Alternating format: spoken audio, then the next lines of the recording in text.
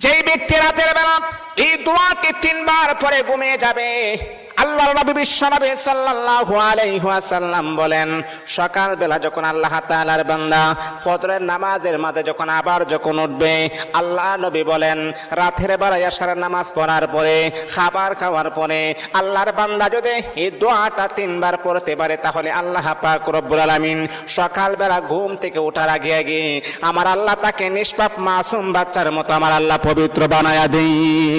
দোয়াটা সবাই আমরা জানি, আমরা সবাই কিন্তু দোয়াটা জানি, কিন্তু আমরা আমল করি না। দোয়াটা হলো আস্তাগফিরুল্লাহাল্লাযী লা ইলাহা ইল্লা হুয়াল হাইয়ুল কাইয়্যুম ওয়া আতুবু ইলাইহি লা হাওলা ওয়ালা কুওয়াতা ইল্লা বিল্লাহিল আলিয়্যিল আযীম।